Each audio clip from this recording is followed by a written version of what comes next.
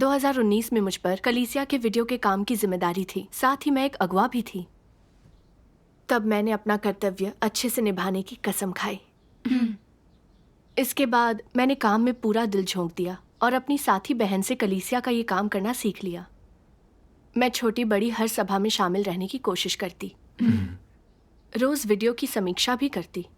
मैं हर दिन काम में ज्यादा व्यस्त रहा करती थी, पर कुछ समय बाद मैं थक गई और धीरे धीरे अपनी प्रतिज्ञा भूलने लगी। इतनी व्यस्त जिंदगी का दिनों दिन अधिक विरोध करने लगी।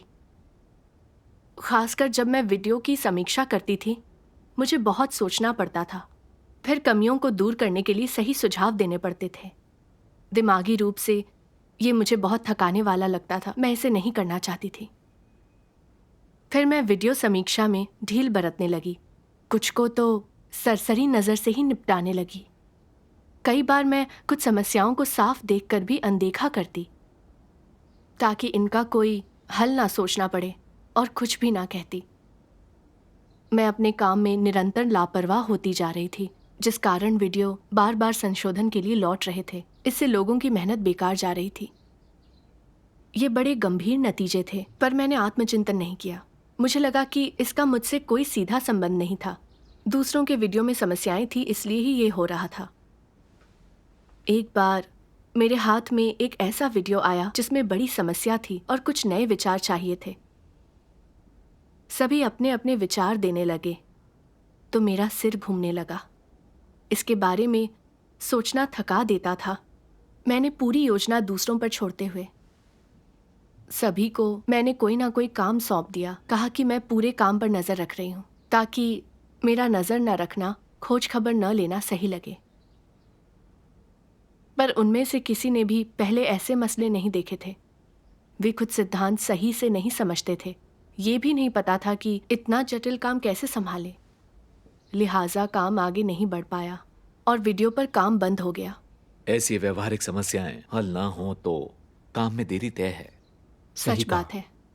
मेरी साथी बहन लियू ने देखा कि हम बहुत निष्प्रभावी थे और काम की रफ्तार धीमी थी। इसलिए उसने हम सबको चेताते हुए कहा कि हमें तेजी दिखानी होगी। मैंने शिकायत की कि वो सख्ती बरत रही है। दूसरे भी मुझसे सहमत हो गए और उसकी व्यवस्थाएं ठुकरा दी। इससे बहन लियू बेबस हो गई। हमारे साथ काम की व्यवस्थाओं की चर्चा करते हुए बहुत संभल कर बोलने लगी। इससे देर पर देर होने लगी और हमारी प्रगति रुक गई। मैं आमतौर से पेशेवर कौशल सीखने की ज़्यादा परवाह नहीं करती थी और मुझे प्रशिक्षण सामग्री जुटाना झंझट लगता था। इसलिए बहन लियू को सौंप देती थी। अपने काम में व्यस्त होने का बहाना करके प्रशिक्षण में हिस्सा न लेती। इस तरह मैं अपने काम में सुस्त और ढीली पड़ती गई।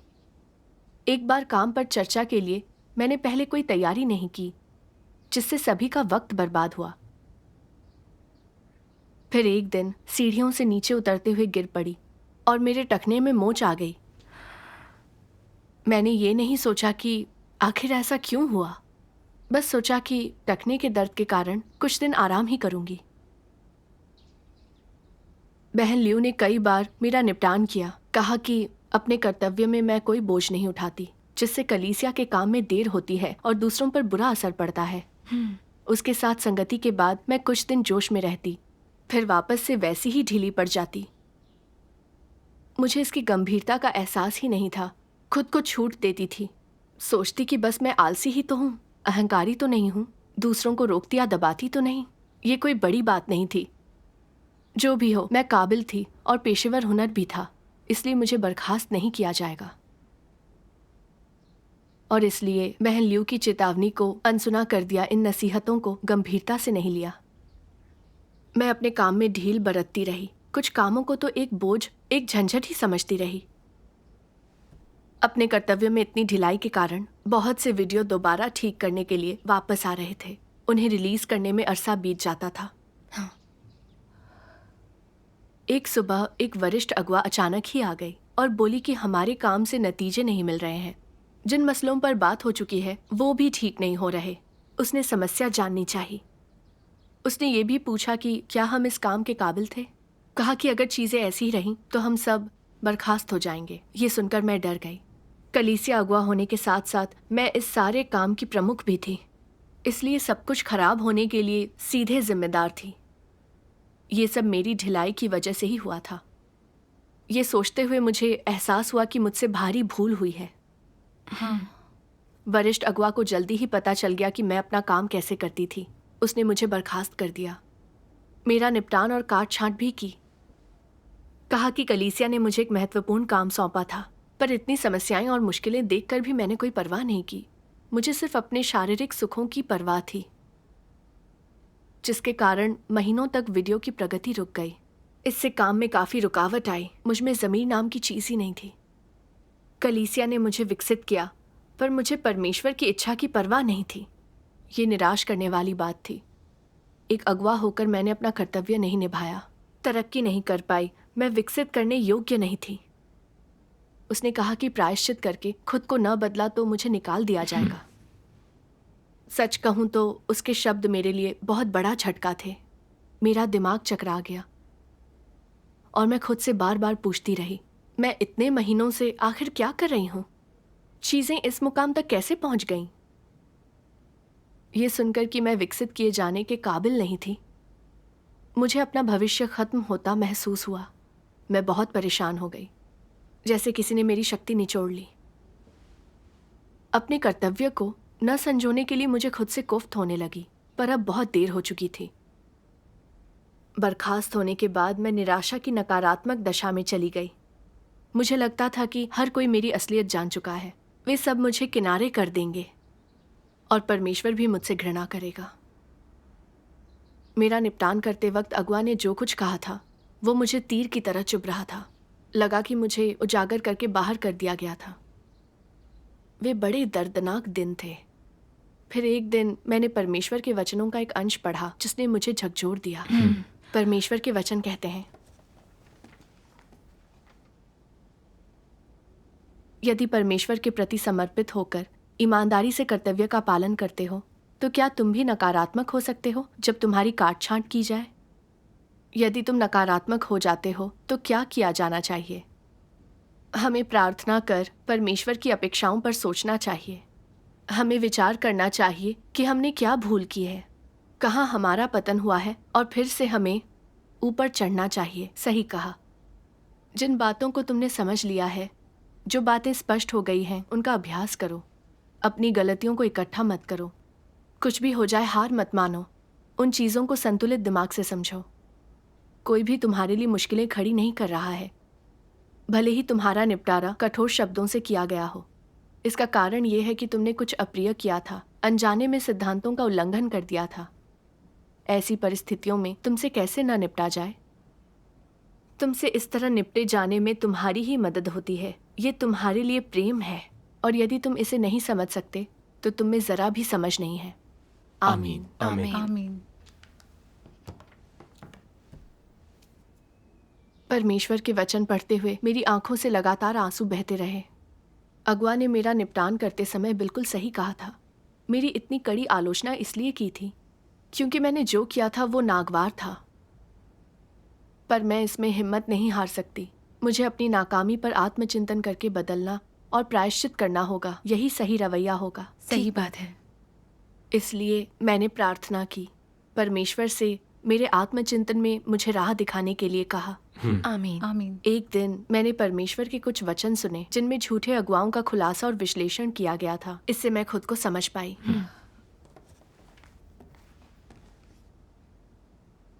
झूठे अगुवा असली काम नहीं करते, लेकिन वे अधिकारी बनना अच्छे से जानते हैं। अगुवा बनकर वे सबसे पहला काम क्या करते हैं? वे लोगों का दिल जीतना चाहते हैं। वे सोचते हैं नए बॉस को मजबूत छवि बनानी चाहिए। पहले वे लोगों का दिल जीतने और उनका जीवन आसान बनाने वाले कुछ काम करते हैं। अच्छा प्रभाव बनाने की कोशिश करते हैं। जनता को समझने का, दिखावा करने का प्रयास करते हैं ताकि हर कोई उनकी प्रशंसा करे और उन्हें अभिभावक समझे, जिसके बाद वे आधिकारिक तौर पर पदभार संभाल लेते हैं। उन्हें लगता है कि लोकप्रिय समर्थन और सुरक्षित पद के साथ अब उनके लिए अपने रुतबे का सुख लेना सही और उचित है। उनका आदर्श वाक्य होता है, जीवन सिर्फ खाने और कपड़े पहनने के बारे में है। 4 दिन की जिंदगी है, मौज कर लो। और आज मौज कर लो, कल की फिक्र कल करना। वे आने वाले हर दिन का आनंद लेते हैं, भरपूर मजा करते हैं, भविष्य के बारे में नहीं सोचते। अगवा द्वारा निभाई जाने वाली जिम्मेदारियों और कर्तव्यों के बारे में तो और भी नहीं सोचते। वे तुच्छ कार्य के लिए आदतन कुछ शब्द और वाक्यांश रट लेते हैं, लेकिन वे कोई वास्तविक कार्य नहीं करते। कलीसिया की असल समस्याओं को पूरी तरह हल करने के लिए उन्हें गहराई से नहीं सोचते। ऐसे सतही काम करने की क्या तुक है? क्या ये धोखेबाजी नहीं है? क्या ऐसे नकली अगवा को गंभीर जिम्मेदारियां सौंपी जा सकती हैं? क्या वे अगवाओं के चयन के लिए परमेश्वर के घर के सिद्धांतों और शर्तों के अनुरूप हैं? नहीं। ऐसे लोगों में अंतरात्मा, विवेक या जिम्मेदारी की भावना तक नहीं होती। फिर भी वे आधिकारिक तौर पर अगवा बनना चाहते हैं। वे इतने बेशर्म क्यों होते हैं? कुछ में जिम्मेदारी की भावना होकर भी क्षमता खराब होती है और वे अगवा नहीं हो सकते। उस इंसानी कचरे को जिम्मेदारी का एहसास ही नहीं होता। वे अगवा बनने के और भी अयोग्य हैं। ऐसे लोग कितने आलसी होते हैं। वे समस्या देखते हैं, जानते हैं कि ये समस्या है, लेकिन वे उसे कुछ ना समझकर ध्यान नहीं देते। वे कितने गैर जिम्मेदार होते हैं। हो सकता है कि वे अच्छे वक्ता हों और उनमें थोड़ी बहुत क्षमता भी नजर आए, लेकिन कलीसिया में आने वाली समस्याओं का समाधान नहीं कर पाते। वे चाहे कितने भी समय से काम कर रहे हों, समस्याएं बढ़ती ही जाती है। पारिवारिक विरासत बन जाती है जिनकी उन्हें चिंता नहीं होती। फिर भी ये अगवा आदतन कुछ तुच्छ कार्य करने पर जोर देते रहते हैं। और अंतिम परिणाम क्या होता है? क्या वे कलीसिया के काम को बिगाड़ नहीं देते? क्या वे उसका कबाड़ा नहीं कर देते? क्या वे कलीसिया में अराजकता और विखंडन पैदा नहीं कर देते? ये परिणाम तो आना ही है। ये अकर्मण्य झूठे अगवा एक अगवा या कर्मी होने को सुख भोगने का पद मानते हैं। किसी अगवा द्वारा कर्तव्य पालन और कार्य निष्पादन को ऐसे लोग एक बाधा और झंझट समझते हैं। उनके दिल में परमेश्वर के घर के कार्य के प्रति अवज्ञा का भाव होता है। अगर उनसे नजर रखने या काम में मसलों का पता लगाकर उसे हल करने को कहा जाए तो ऐसा करने की उनकी इच्छा नहीं होती। अगुवाओं और कर्मियों का यही तो काम होता है, ये उनका कार्य है। यदि तुम ऐसा नहीं करते या इच्छुक नहीं हो तो फिर तुम अगुवा या कर्मी क्यों बनना चाहते हो? तुम अपने कर्तव्य का पालन परमेश्वर की इच्छा के लिए करते हो या अफसरशाही के तमगे का आनंद लेने के लिए करते हो? क्या किसी आधिकारिक पद पर बैठने की इच्छा पालकर अगुवा बनना बेशर्मी नहीं है? इससे गिरा चरित्र किसी का नहीं। इन लोगों में थोड़ा भी स्वाभिमान या शर्म नहीं होती। आमीन। आमीन। परमेश्वर के ये वचन पढ़ते हुए मुझे काफी शर्मिंदगी महसूस हुई। मैं बिल्कुल उसी तरह की आलसी अगुवा थी। शुरू से ही लगता था कि प्रभारी व्यक्ति अधिकार से बोलता है और आदर भी पाता है। इसलिए मैंने खूब मेहनत की और इस रुतबे के लिए कष्ट झेले, अपनी झूठी छवि बनाई ताकि सभी लोग सोचे कि मैं काफी जिम्मेदारी उठा सकती हूँ। ये पद और दूसरों का भरोसा हासिल कर लेने के बाद मैंने अपना असली रंग दिखाया, अपनी श्रेष्ठता की भावना का लुत्फ लेने लगी। जब तमाम मुश्किलें देखती तो मैं झंझट से बचना चाहती थी। मुझे ये सब बड़ा बोझिल लगा, इसलिए मैंने काम का बोझ और अपनी चिंता कम करने की सोची। मुझे वीडियो की समीक्षा से जुड़ी मगजपच्ची पर बड़ी कुफ्त होती, इसलिए मैं यूं ही गोलमाल सुझाव देने लगी जिससे दूसरों को सुधार करना पड़ता और मेहनत बर्बाद होती।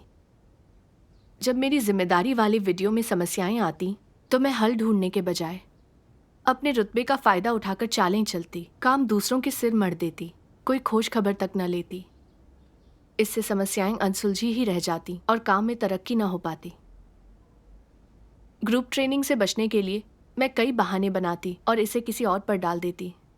मैं ज़रूरी कामों की योजना भी धीरे धीरे बनाती और शिकायतें करती, जिससे मेरी साथी बेबस हो गई। मैं काम जल्दी नहीं निपटा रही थी, इसलिए हम तरक्की नहीं कर पाए। अपने किए को याद करके खुद को थप्पड़ जड़ने का मन हुआ। थोड़ा रुतबा मिलते ही मैं आराम चाहने लगी, चालबाजी और धूर्तता करने लगी। मैंने अपने काम को बच्चों का खेल समझा। मैंने समस्याओं को उसी वक्त नहीं सुलझाया और कलीसिया को नुकसान होते देख भी उदासीन होती रही। मैंने जो भी किया वो कम्युनिस्ट पार्टी के अधिकारियों की करतूतों से अलग कैसे था? वे रुतबे के लिए सभी हथकंडे आजमाते हैं और आम लोगों की समस्याएं नहीं सुलझाते। वे सिर्फ खाना पीना और सत्ता का इस्तेमाल करना चाहते हैं। ये दुष्टता और बेशर्मी है। मैं भी ऐसी ही थी। कलीसिया ने मुझे कितना महत्वपूर्ण काम दिया था, पर मुझे बस दैहिक सुविधाओं और अपने आराम की चिंता थी। मुझ में इंसानियत नहीं थी। मैंने कोई वास्तविक काम भी नहीं किया। अपने कर्तव्य में कोताही करके कलीसिया के काम में देर होने दी। मैं स्वार्थी और कुटिल थी। मुझ में जरा भी इंसानियत नहीं थी। मुझे साफ दिख रहा था कि मैं कितनी आलसी, खुदगर्ज और घिनौनी थी। धोखे से ओहदा पाया, व्यवहारिक काम नहीं किया। मेरा चरित्र खराब था। मैं भरोसे लायक नहीं थी। मुझ में नैतिकता की भावना नहीं थी। मेरी बर्खास्तगी परमेश्वर की धार्मिकता थी। ठीक। ये सब सोचते हुए मेरे दिल में टीस उठती रही। मैंने प्रार्थना की, हे परमेश्वर, मुझ में इंसानियत की बहुत कमी है। मैंने ये कर्तव्य स्वीकारा, अपना काम ठीक से नहीं किया, जिससे कलीसिया के काम में रुकावट आई। परमेश्वर, मेरी बर्खास्तगी के पीछे तुम्हारी धार्मिकता थी। मैं प्रायश्चित करके बदलना चाहती हूँ। मुझे राह दिखाओ कि मैं खुद को जान सकूं। आमीन। आमीन। आत्मचिंतन करते हुए मुझे याद आया कि दूसरों ने इस बारे में मेरे साथ संगति की थी। मुझे चेतावनी देकर मेरा निपटान भी किया था, पर मैंने ही इस पर ध्यान नहीं दिया। मुझे आलसी होना, शारीरिक सुखों की चाह रखना कोई बड़ी समस्या नहीं लगी। मैं किसी को दुखी करने का काम नहीं कर रही थी। मेरी योग्यता और काम की समझ को देखते हुए मुझे लगा मेरे आलस के लिए कलीसिया बर्खास्त नहीं करेगी। परमेश्वर के वचन पढ़ने से पहले मुझे एहसास ही नहीं था कि ये मेरी धारणाएं और कल्पनाएं भर थीं।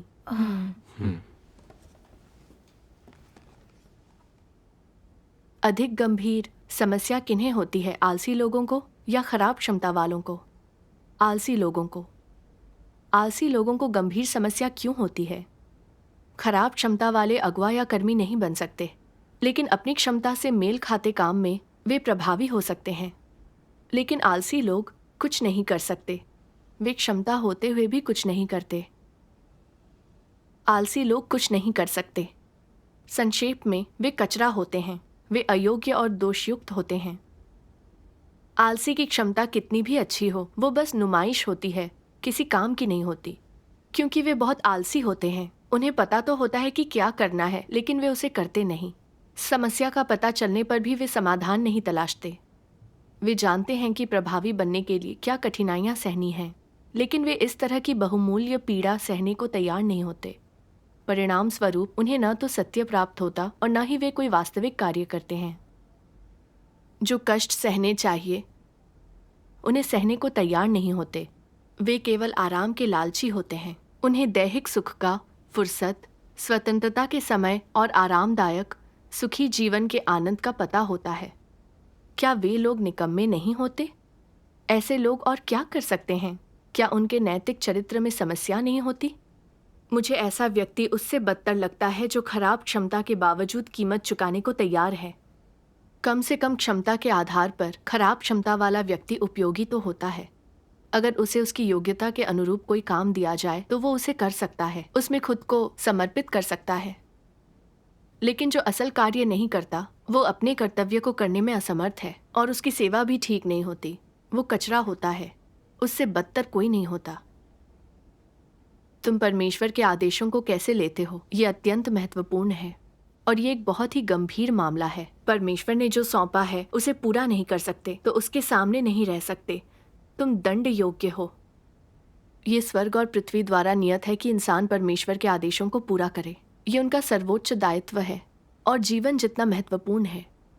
परमेश्वर के आदेशों को गंभीरता से न लेकर तुम उसे सबसे गंभीर तरीके से धोखा दे रहे हो। तुम यहूदा से भी अधिक शोकजनक हो और तुम्हें शाप दिया जाना चाहिए। आमीन। आमीन। आमीन। परमेश्वर द्वारा खुलासे के बिना मैं कभी न जान पाती कि अपने कर्तव्य में ढीलापन और आराम चाहना कितनी गंभीर बात है। ठीक सही ठीक बात कहा। है। मैंने लापरवाही की समस्या को कभी गंभीरता से नहीं लिया था।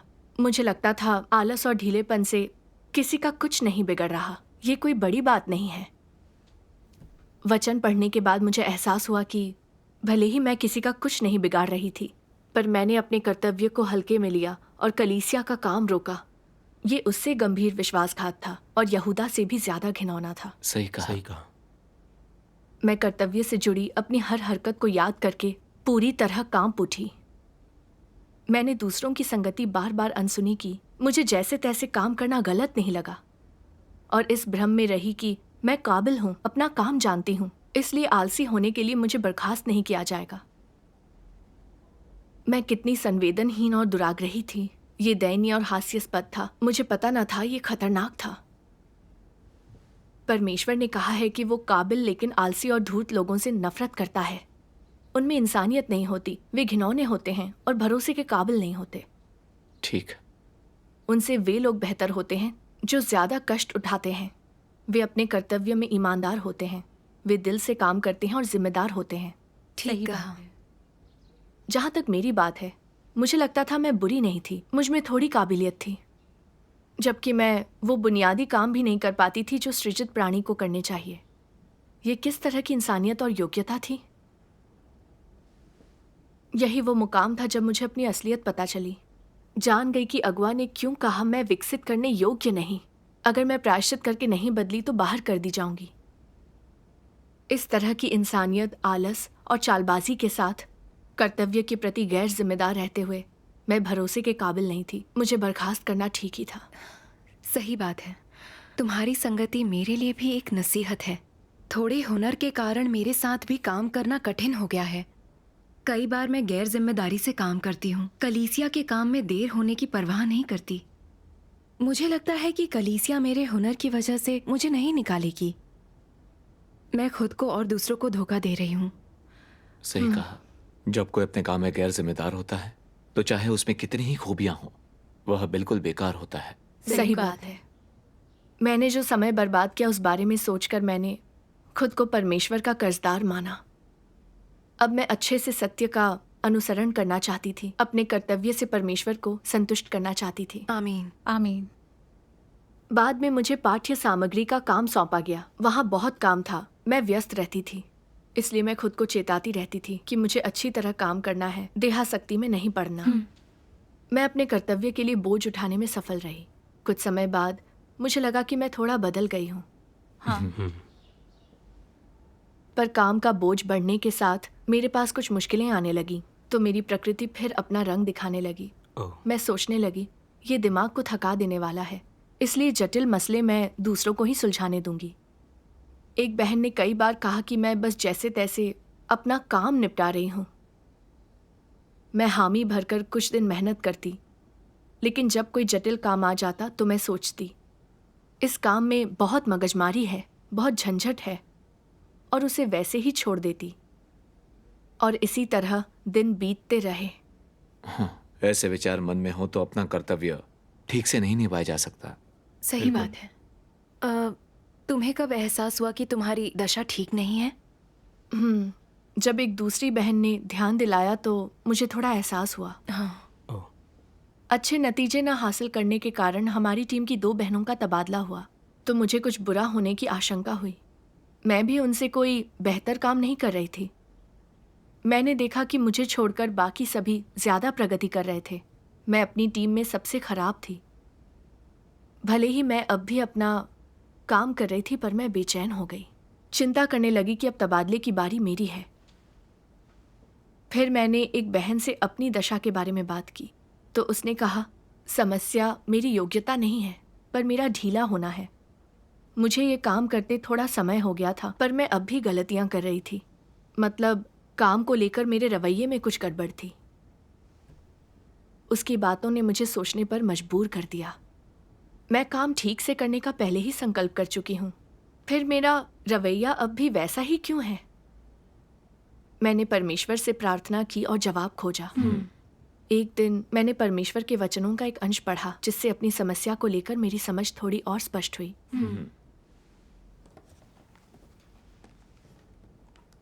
कुछ लोग चाहे जो भी काम करें और कोई भी कर्तव्य निभाएं, वे उसमें सफल नहीं हो पाते। ये उनके लिए बहुत अधिक होता है। वे उन दायित्वों या जिम्मेदारियों को नहीं निभा पाते जो लोगों को निभानी चाहिए। क्या वे कचरा नहीं हैं? क्या वे इंसान कहलाने लायक हैं? कम अकल, मानसिक विकलांगों और शारीरिक अक्षमताओं से ग्रस्त लोगों को छोड़कर क्या कोई ऐसा है जिसे अपने कर्तव्य और जिम्मेदारियां पूरी नहीं करना चाहिए? लेकिन ये कचरा सिर्फ आलसी बने रहना चाहता है, जिम्मेदारियां पूरी करना नहीं। निहितार्थ ये है कि वे एक सही व्यक्ति की तरह आचरण नहीं करना चाहते। परमेश्वर ने उन्हें क्षमता, गुण, बुद्धि और ज्ञान दिया, इंसान बनने का अवसर दिया, फिर भी वे अपने कर्तव्य पालन के प्रति लापरवाह होते हैं। वे कोई जिम्मेदारी उठाने को तैयार नहीं होते। क्या ऐसा व्यक्ति मनुष्य कहलाने लायक भी है? उन्हें कोई भी काम दे दिया जाए, चाहे वो महत्वपूर्ण हो या सामान्य, कठिन हो या सरल, वे लापरवाह, अनमने, आलसी और काम से जी चुराने वाले होते हैं। समस्या में अपनी जिम्मेदारी दूसरों पर थोपते हैं। वे कचरा हैं, निरर्थक कचरा। समाज में कौन व्यक्ति होगा जो जीने के लिए खुद पर निर्भर न होगा? बड़े होकर काम पर जाना पड़ता है और रोजी रोटी के लिए पैसा कमाना पड़ता है। घर में रहकर इंसान आलसी हो जाता है और असहज महसूस करने लगता है। हो सकता है कि उनके माता पिता उन्हें सहारा देने को तैयार हों और शायद न चाहते हों कि वे बाहर जाकर कठिनाई और थकावट सहे। एक वयस्क की मानसिकता कैसी होनी चाहिए? अपने माता पिता पर बोझ नहीं बनना चाहिए। तुम अब बच्चे नहीं रहे। तुम्हें वही करना चाहिए जो बड़े लोग करते हैं और अपने लिए खुद रोजी रोटी कमानी चाहिए। क्या एक वयस्क की मानसिकता ऐसी नहीं होनी चाहिए? ऐसी मानसिकता के साथ लोगों में एक जिम्मेदारी का भाव आता है। उसमें एक सामान्य मानवता का विवेक आता है। आज हम जिस कचरे की बात कर रहे हैं, क्या उनमें सामान्य मानवता का विवेक होता है? नहीं। वे बिना कुछ काम किए हासिल करना चाहते हैं, कभी जिम्मेदारी नहीं लेना चाहते।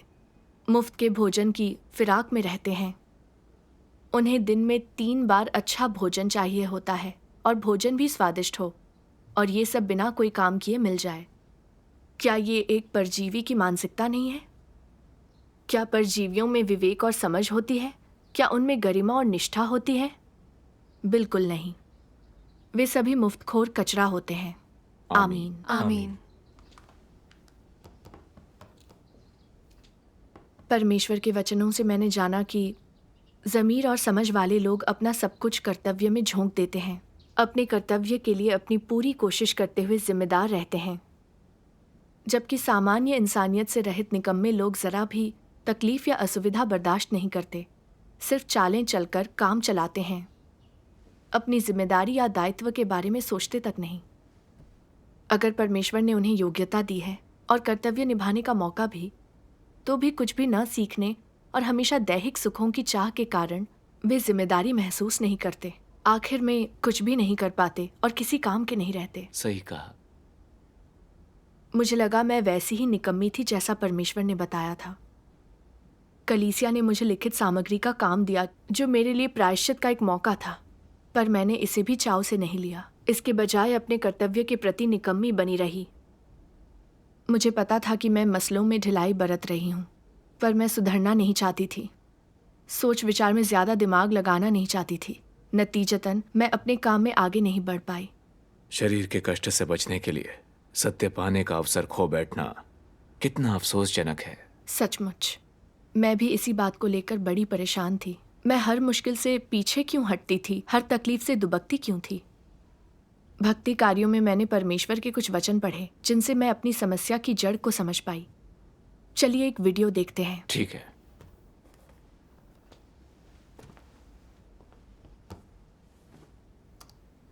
सर्वशक्तिमान परमेश्वर कहते हैं, आज तुम मेरी बातों पर विश्वास नहीं करते और उन पर ध्यान नहीं देते। जब इस कार्य को फैलाने का दिन आएगा और तुम उसकी संपूर्णता को देखोगे, तब तुम्हें अफसोस होगा और उस समय तुम भौंचक के रह जाओगे। आशीषें हैं, फिर भी तुम्हें उनका आनंद लेना नहीं आता। सत्य है, फिर भी तुम्हें उसका अनुसरण करना नहीं आता। क्या तुम अपने आप पर अवमानना का दोष नहीं लाते? आज यद्यपि परमेश्वर के कार्य का अगला कदम अभी शुरू होना बाकी है, फिर भी तुमसे जो कुछ अपेक्षित है और तुम्हें जिन्हें जीने के लिए कहा जाता है, उनमें कुछ भी असाधारण नहीं है। इतना सारा कार्य है, इतने सारे सत्य हैं, क्या वे इस योग्य नहीं हैं कि तुम उन्हें जानो?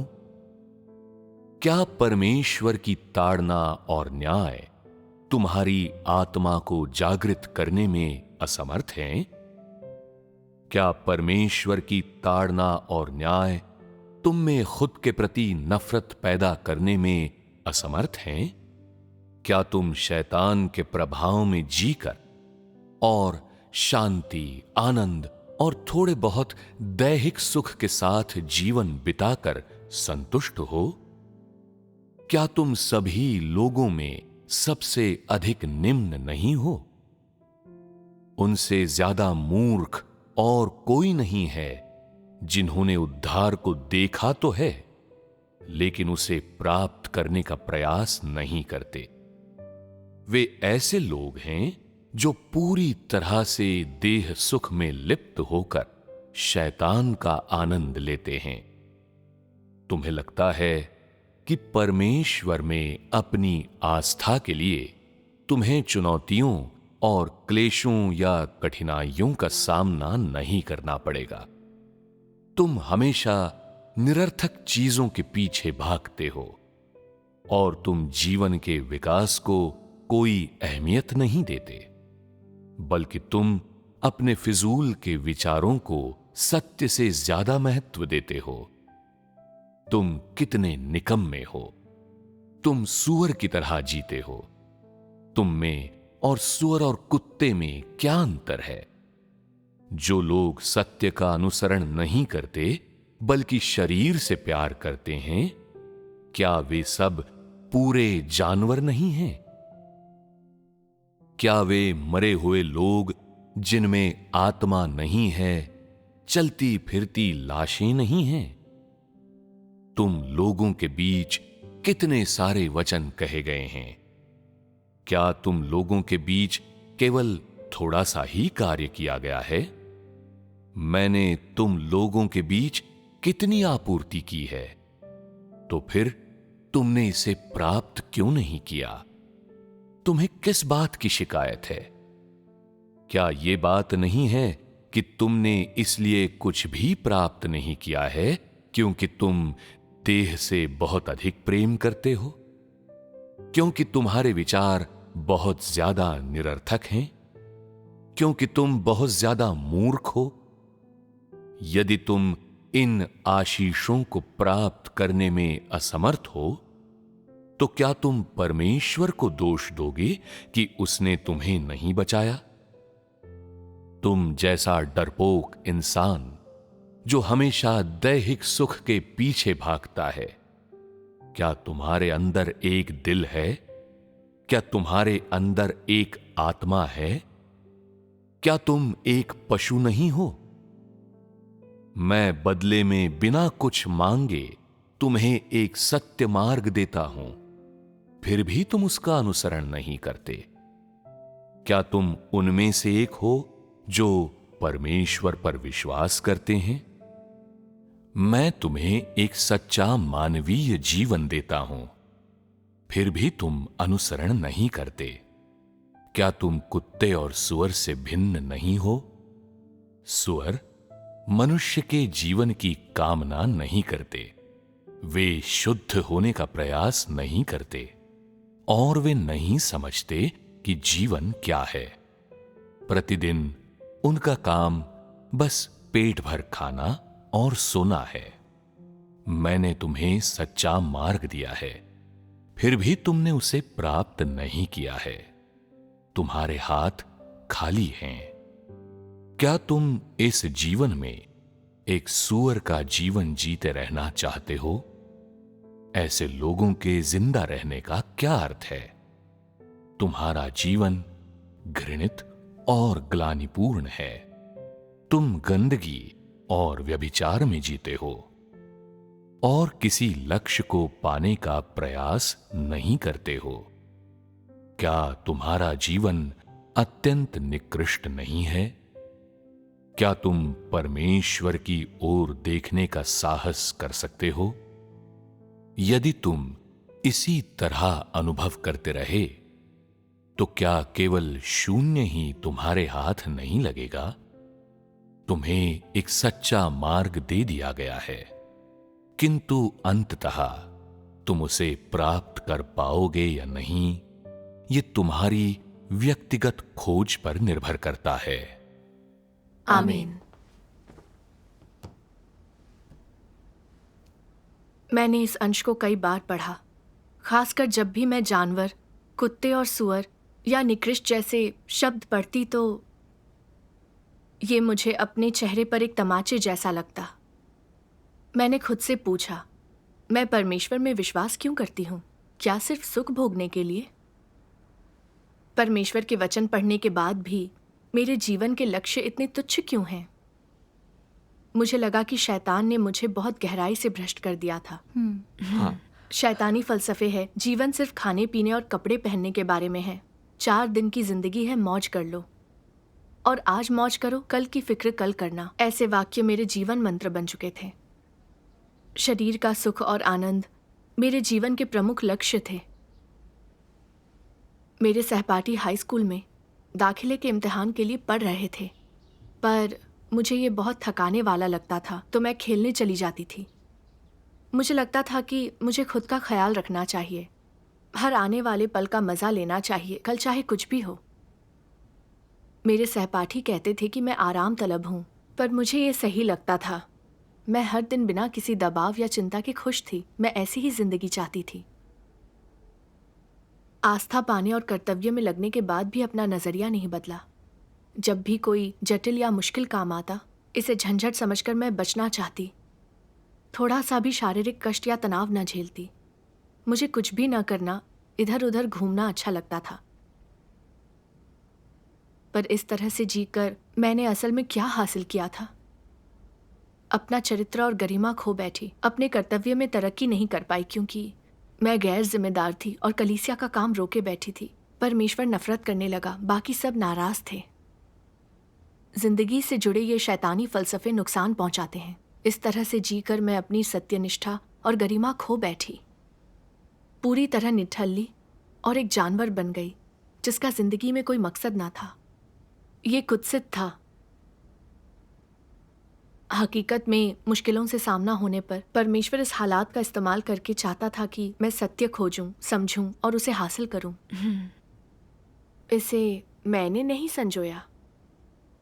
सत्य पाने के तमाम अवसर भी गंवा दिए।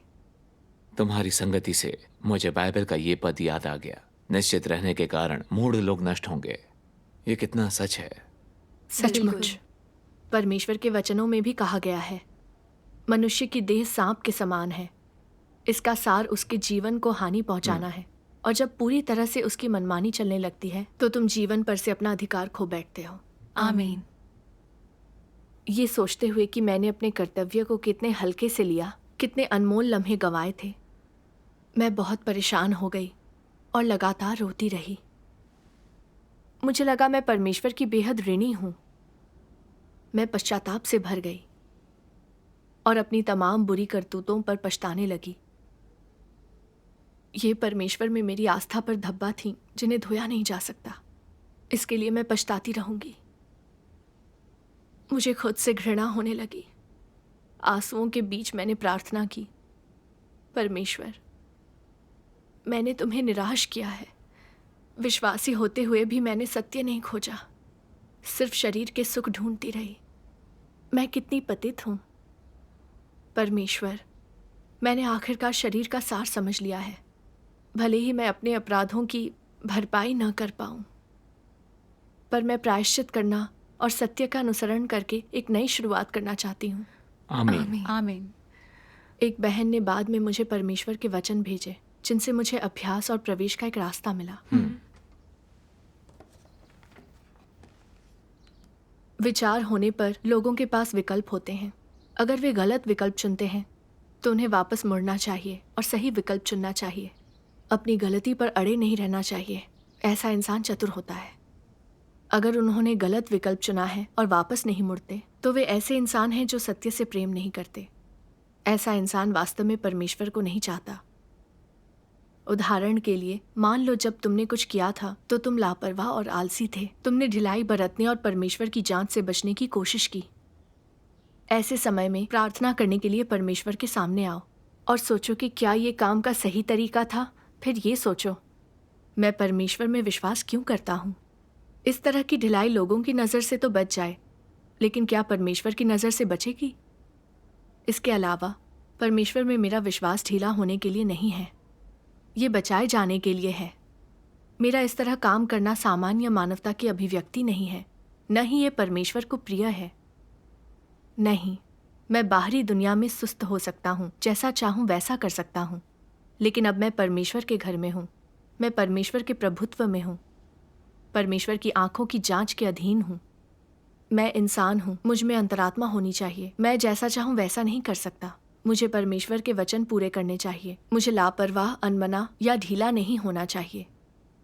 तो सुस्त, लापरवाह और अनमना न होने के लिए मुझे कैसे काम करना चाहिए? मुझे इसमें कुछ प्रयास करना चाहिए।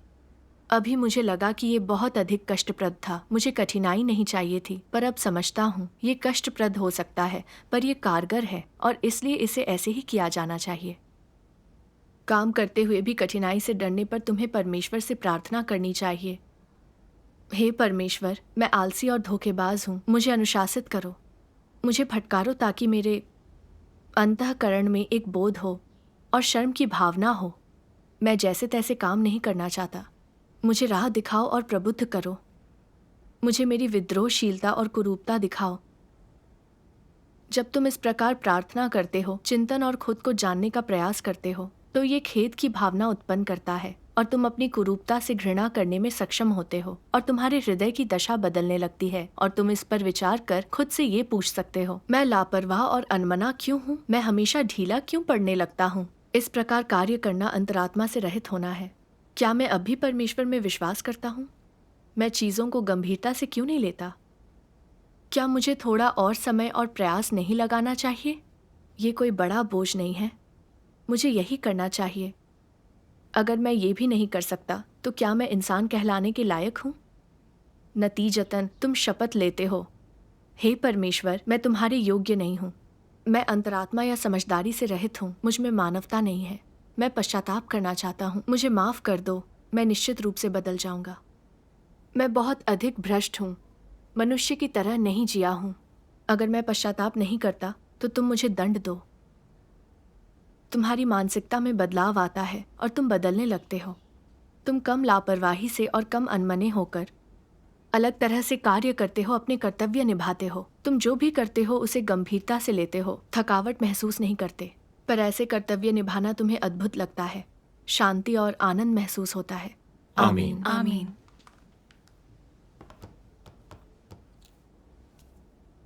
परमेश्वर के वचनों से मैंने जाना कि कर्तव्य में खुद को झोंक देना हमारी सबसे बुनियादी जिम्मेदारी है।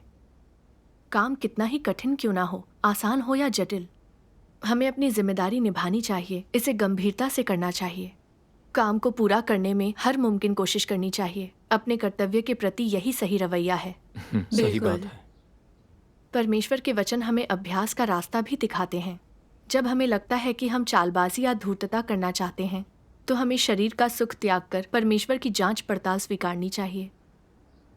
उसके वचनों पर मनन कर मुझे मनुष्यों के लिए उसकी समझ का एहसास हुआ। वो अभ्यास और प्रवेश के इन रास्तों को लेकर बिल्कुल स्पष्ट हैं, ताकि हम एक इंसान की तरह जीवन यापन कर सकें। सचमुच।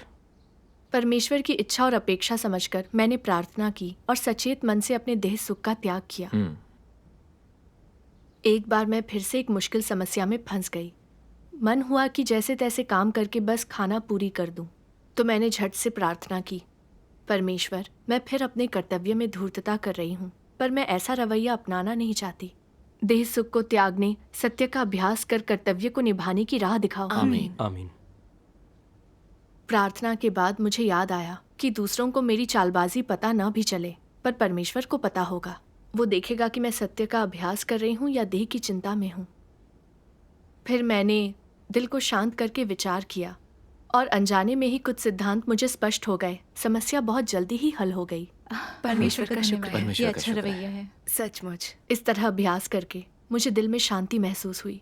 ये कर्तव्य निभाने का बढ़िया तरीका था। साथ ही तबादले से जुड़ा मेरा डर भी जाने कहाँ गायब हो गया। परमेश्वर का शुक्र है। परमेश्वर का धन्यवाद।